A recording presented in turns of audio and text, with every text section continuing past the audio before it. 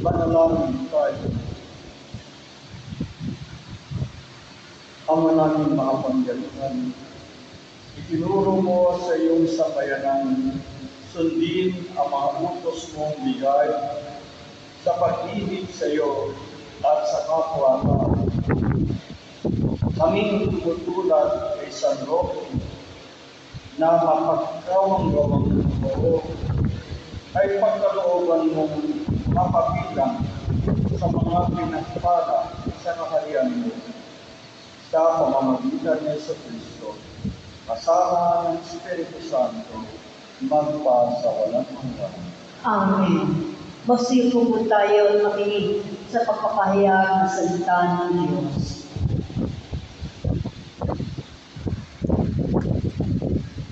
Pagbasa mula sa aklat ni Propeta Isaías.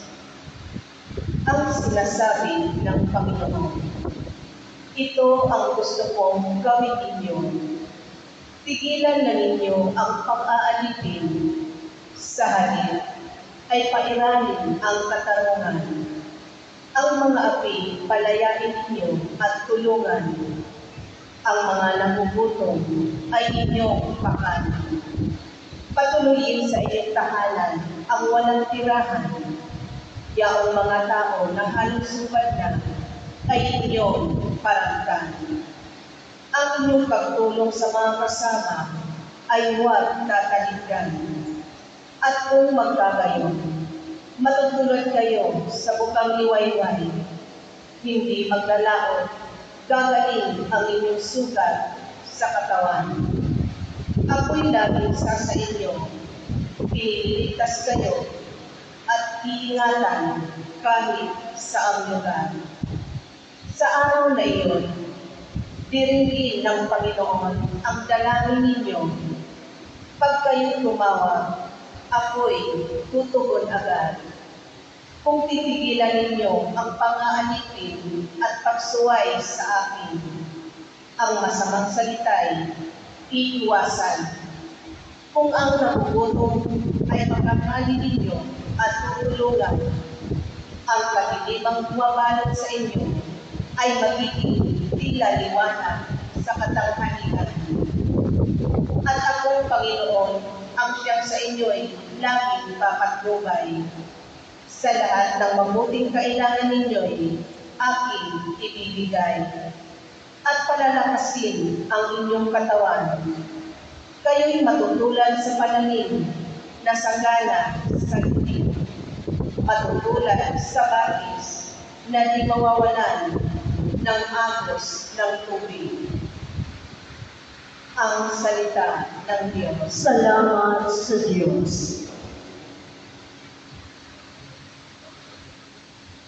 Diyos ko, aking kapalaran, manahin ang iyong buhay. Diyos ko, aking kapalaran, manahin ang iyong buhay.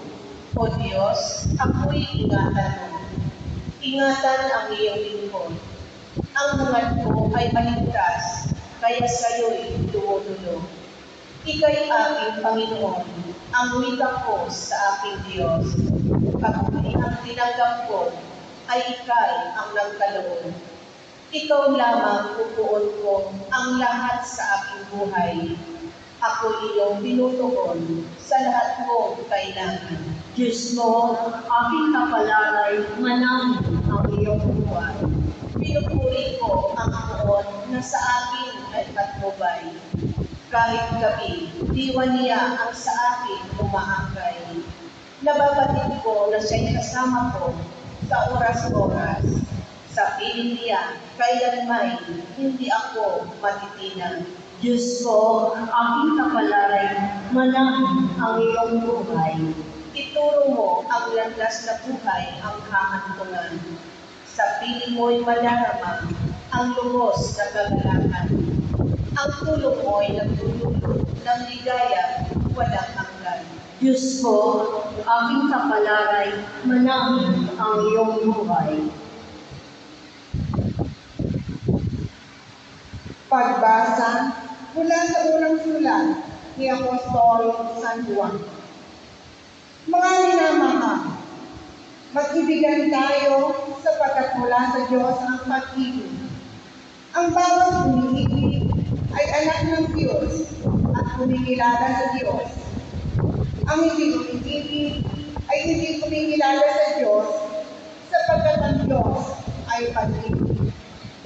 Inihayag ng Diyos ang kanyang pag-ibig sa atin nang sugurin niya ang kanyang bugtong na anak upang magkaroon tayo ng buhay sa pamamagitan niya. Ito ang pag-ibig. Hindi sa inibig natin ng Diyos, kundi tayo ang inibig niya at sinuko ang kanyang anak upang maging handog sa ipagkakatawad ng ating mga kasalanan. Mga minamahal, iyamang gayon kadakila ang pag-ibig ng Diyos sa atin. Dapat din tayong mag-ibigan. Walang taong makakita sa Diyos kailanman. Ngunit tayo ay nag-ibigan. Nasa atin siya at nag-ibigay sa atin ang kanyang pag-ibig. Nalalaman natin na nanatili tayo sa Diyos at siya naman sa atin, sapagkat pinagkalooban niya tayo ng kanyang Espiritu. Nakita natin at pinatotohanan sinugo ng Ama ang kanyang anak bilang tagapagligtas ng sanlibutan.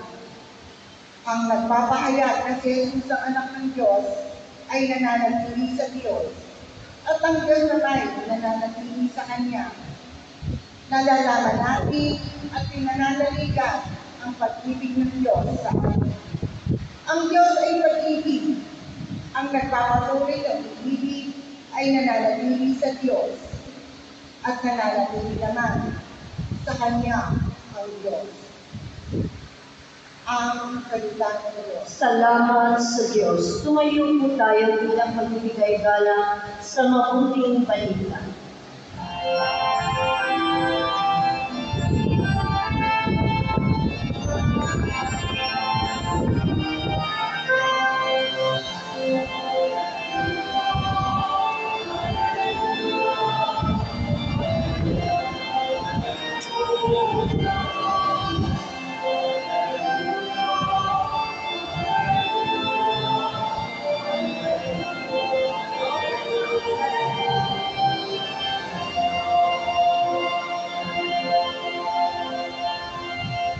Mapalad ang nagmimiti na ang Diyos ay laging sumunod. Pag-ibig niya ay makakapit.